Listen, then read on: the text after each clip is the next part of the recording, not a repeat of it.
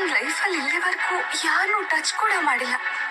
ಅದ್ ಹೇಗ್ ನಾನು ಪ್ರೆಗ್ನೆಂಟ್ ಆಗಕ್ ಸಾಧ್ಯ ಅಂತ ಮದುಮಗಳ ತರ ರೆಡಿಯಾಗಿ ನಿಂತಿದ್ದ 20 ವರ್ಷದ ಹುಡುಗಿ ಆಯ್ರಾ ಕಣ್ಣಲ್ಲಿ ನೀರ್ ತುಂಬಿಕೊಂಡು ಜೋರಾಗಿ ಡಾಕ್ಟರ್ನ ಕೇಳಿದ್ಲು.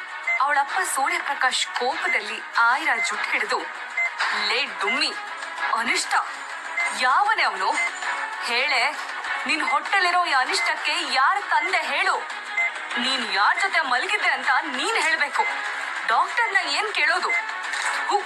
ಅಸಹ್ಯದವಳೆ ಅಂದ್ರು. ಆಯ್ರಾ ಅಳ್ತಾ, ಇಲ್ಲ ಅಪ್ಪ, ನಾನೇನು ತಪ್ಪು ಮಾಡಿಲ್ಲ, ನಾನ್ ನಂಬಿ, ಪ್ಲೀಸ್ ಅಂದ್ಲು.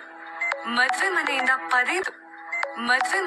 ಪದೇ ಪದೇ ಕಾಲ್ ಬರ್ತಿರೋದ್ನ ನೋಡಿ ಇರಿಟೇಷನ್ ಇಂದ ಸೂರ್ಯಪ್ರಕಾಶ್, ಮುಚ್ಚೆ ಬಾಯಿ ದರಿದ್ರದವಳೆ, ನಿನ್ ಈ ಧಡೂತಿ ದೇಹ ನೋಡಿ ಯಾರೇ ನಿನ್ ಕಟ್ಕೊಳಕ್ ಮುಂದೆ ಬರ್ತಾರೆ?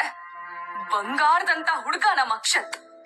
ಹೇಗೋ ನಿನ್ನ ಆನೆಯಂತ ದಪ್ಪ ದೇಹ ನೋಡಿನೋ ದೊಡ್ಡ ಮನ್ಸ್ ಮಾಡಿ ಮದ್ವೆ ಆಗಕ್ ಒಪ್ಪಿದ್ದ.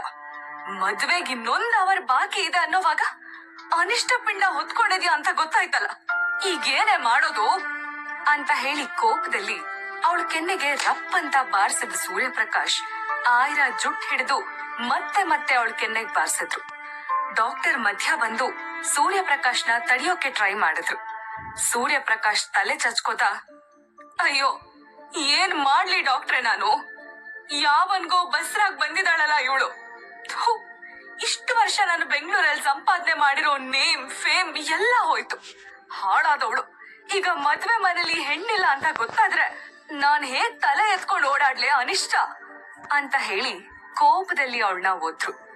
ಆಯ್ರಾ ಜೋರಾಗಿ ಅಳ್ತಾ, ಯಾಕಪ್ಪ ನನ್ನ ನಂಬ್ತಿಲ್ಲ? ನೀವೇ